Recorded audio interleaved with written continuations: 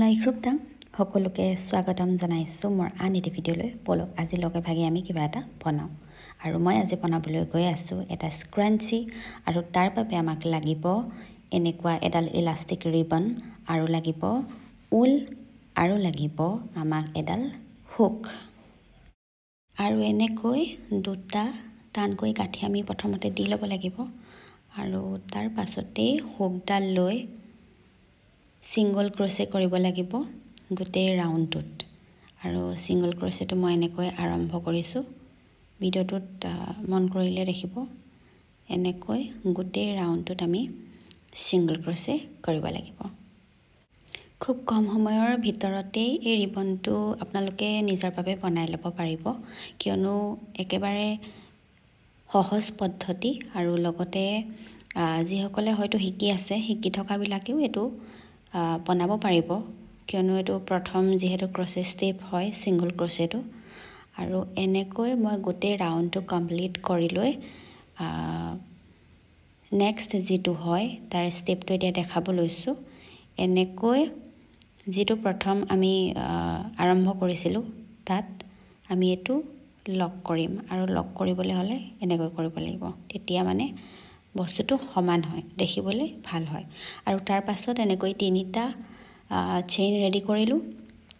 তাৰ পাছতে এনেকৈ ডাবল ক্ৰোচে কৰিব লাগিব, তিনিটাকৈ ডাবল ক্ৰোচে কৰি যাব লাগিব প্ৰতিটো চেইনত।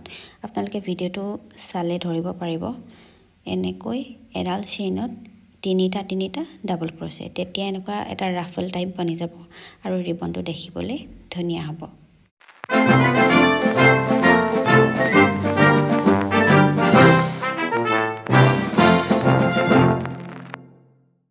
কুৰ্চা কাম কেনেকৈ কৰে তাৰ ওপৰত মই আগতে দুটা ভিডিঅ' দি থৈছোঁ, যদি আপোনালোকে শিকিবলৈ ইচ্ছুক তেনেহ'লে মোৰ ভিডিঅ' দুটা চাব পাৰে।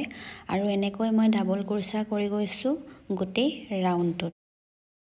আৰু এনেকৈ আপোনালোকে খুব কম সময়ৰ ভিতৰতে এটা ৰিবন ৰেডি কৰিব পাৰিব। এইটো হৈছে একেবাৰে শেষৰটো ষ্টেপ, আৰু আমি প্ৰথমতে বনাই লোৱা এই তিনিটা চেইন এৰি 4 নম্বৰ ঘৰটোত এনেকৈ ঘূৰাই লৈ এইটো এনেকৈ লক কৰিব লাগিব। সূতাডাল কাটি লৈছোঁ, কাটি লৈ এনেকৈ এটা গাঁঠি দি এইটো বন্ধ কৰি দিলোঁ। আৰু যিডাল সূতা ওলাই আছে সেই সূতাডাল সেই চেইনডালৰ ভিতৰতে আমি এনেকৈ কুৰ্চাডালে সোমোৱাই যিখিনি বাকী থাকে সেই অংশখিনি কাটি দিলে আমাৰ ৰিবনটো ৰেডি হৈ যাব। আৰু আমাৰ ইয়াৰ ৰাফল স্ক্ৰাঞ্চি ৰেডি হৈ গ'ল। হাততে মই মাৰি আপোনালোকক দেখাইছোঁ, কেনেকুৱা লাগিছে জনাব। আৰু খুব সহজতে বনাব পৰা এটা পদ্ধতি আপোনালোকৰ লগত শ্বেয়াৰ কৰিলোঁ। আশা কৰোঁ আপোনালোকে ভাল পাইছে।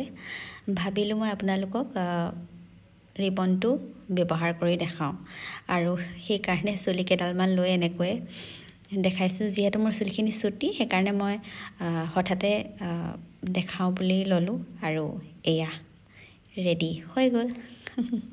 আশা কৰোঁ আপোনালোকে ভিডিঅ'টো চাই ভাল পালে, আৰু নিজৰ বাবে এটা হ'লেও আপোনালোকে বনাব বুলি মই আশা ৰাখিলোঁ।